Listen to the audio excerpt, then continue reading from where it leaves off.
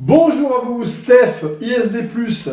Allez, aujourd'hui, encore une vidéo pour vous, mesdames. Et je pense que ça va faire bondir toutes les mamans qui ont eu une grossesse et qui aujourd'hui voudraient perdre du poids, mais que cette grossesse est passée depuis un petit moment. Alors, vous allez voir les filles, on vous ment depuis un moment et malheureusement, vous avez certainement raté une opportunité. Mais pour celles qui n'ont pas encore eu d'enfant ou vont avoir un enfant dans le futur, écoutez bien ce que j'ai à vous dire, parce que là, vous avez un gros avantage qui est extraordinaire. Alors, la perte de poids, les cellules graisseuses, c'est ce qu'on appelle des lipocytes. L-I-P-O-C... lipocytes. Les lipocytes, pour faire très simple, c'est une boule de savon, tu sais, celle que tu mets dans ton bain, que l'on construit, donc, quand on fait un excès de calories et qu'on ne paye pas la dette de son corps, qu'est-ce qu'on fait? On stocke on crée de la graisse et on la stocke. On la stocke sous cette forme de lipocyte. Quand on attaque un régime, donc ce lipocyte, il est plein de graisse. C'est une boule qui est pleine de graisse.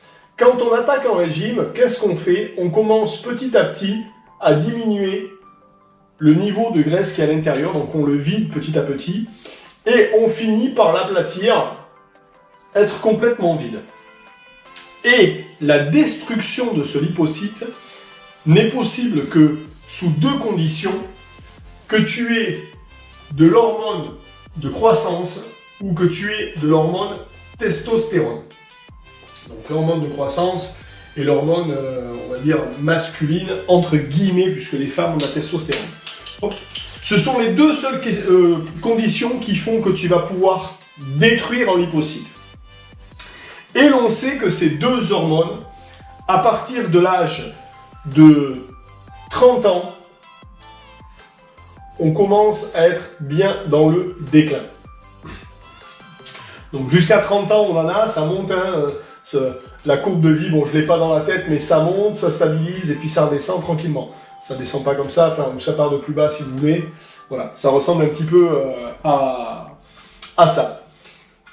Donc, si aujourd'hui tu as plus de 30 ans, ce qui est mon cas, on va dire 25, plus de 25 ans, et que tu veux perdre du poids, il faut savoir que ces lipocytes, tu ne peux pas les détruire. Tu m'as bien entendu, tu ne peux pas les détruire. Le seul moyen que tu as de les enlever de ton corps, c'est la liposuction. C'est pour ça qu'on a les phénomènes yo-yo dans les régimes, parce que, qu'est-ce qu'on fait? On fait un régime, donc on est à un poids, disons qu'on est à 70 kg, donc on a les lipocytes qui sont pleins d'eau, et disons qu'on en a, tout un tas, comme ceci, tout autour de l'abdomen, et puis on fait un régime, on descend à 65 kg, donc on les écrase. Donc ça devient ça, donc on a le ventre plat, 65 kg. Et puis qu'est-ce qu'on fait? De nouveau, on fait plus attention pendant quelques mois, et puis on fait plus de sport, et puis quoi que ce soit. Et là, on va re-remplir ces lipocytes complètement. Mais quand on va passer au-delà de 70 kg, on va en créer de nouveau. Et on va monter à 72 kg. Et 72 kg, ça devient ton nouveau poids de gros, entre guillemets. Ce qui veut dire que la prochaine fois, tu as la capacité de les remplir jusqu'à 72 kg. Au-delà, tu vas en recréer. Et donc, l'effet yo-yo, c'est qu'à chaque fois que tu ne fais pas attention au régime et que tu reviens derrière, tu re-remplis tes lipocytes, tu en recrées de nouveau et ta masse générale augmente et ça devient ta nouvelle masse de référence. Ça veut dire que c'est ta masse de stockage qui est là. Et ça, c'est pas bien du tout. Mais ce n'était pas le sujet de la vidéo d'aujourd'hui. Donc, 30 ans, tu n'arrives plus à les détruire, donc tu les mets, tu les vides, mais ils restent là. Et si tu fais pas de liposuction, c'est fini. Mais, qu'est-ce qui se passe lorsqu'une femme est enceinte? Elle a un embryon qu'il faut qu'il se développe, et qui met 9 mois à se développer, pour avoir un joli petit bambin qui va peut-être s'appeler Stéphane. Pendant sa grossesse, ces deux hormones montent en flèche. Puisque l'hormone de croissance est l'hormone absolue pour le développement embryonnaire, et la testostérone, dans les deux cas, garçon ou fille, elle est obligée d'en avoir. Et alors si c'est un garçon, elle a encore plus de testostérone dans le sang. Ce qui veut dire que quand tu arrives au post-accouchement, donc admettons que tu étais là,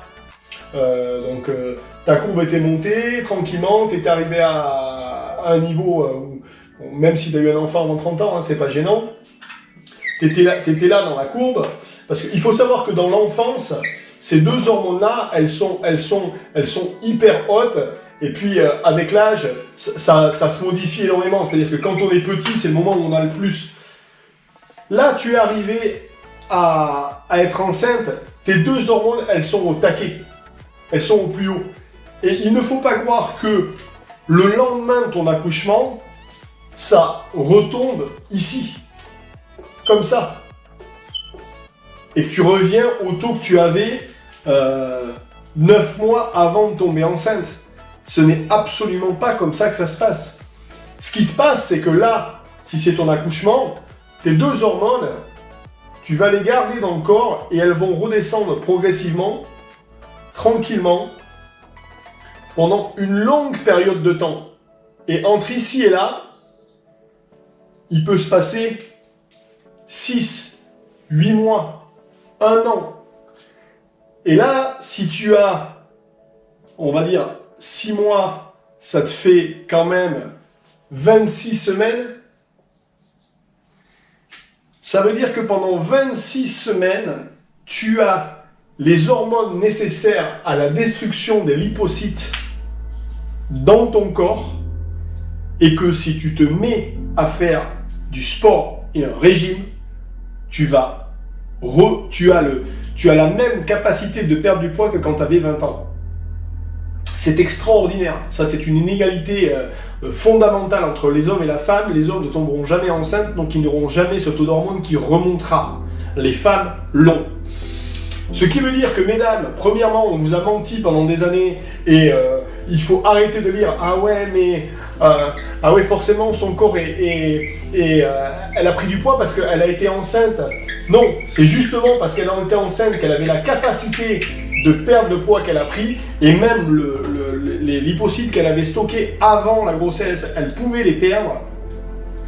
Et le problème qu'il y a, c'est le temps que qu'on n'alloue pas aux femmes en période post-natale pour s'occuper d'elles-mêmes. Forcément, qu'est-ce qui se passe?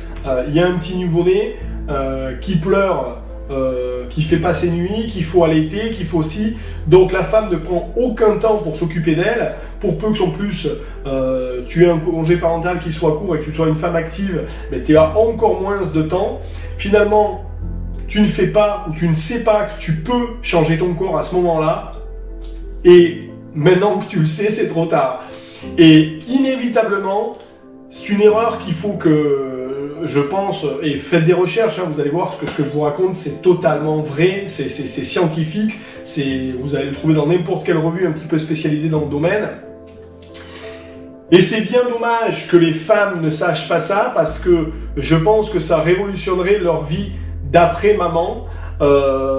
Et je connais des tas d'amis à moi qui justement étaient après la grossesse, on refilait le bambino au mari en lui disant t'es gentil, mais bon maintenant ça y est, j'ai fait ma rééducation au niveau du périnée, tout va bien, j'ai plus de problème pour la descente d'organes, tout ça, ça s'est remis en place. Maintenant je vais m'occuper de moi 4 fois par semaine.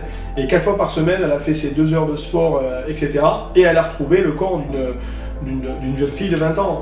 Et ça a été vachement plus rapide, puisque là, je peux vous assurer, comme vous avez des hormones qui sont énormément hautes, pour le coup, les modifications alimentaires et l'activité physique ont un impact sur votre corps qui est, je ne vais pas dire instantané, mais c'est 3 fois plus rapide qu'à 45 ans. Et donc ça, mesdames, je pense qu'on ne vous l'avait pas dit. J'en suis bien désolé, mais c'est une réalité. Ne le prenez pas comme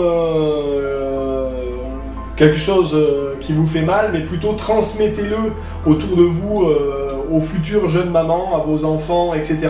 Que ça se sache le plus possible.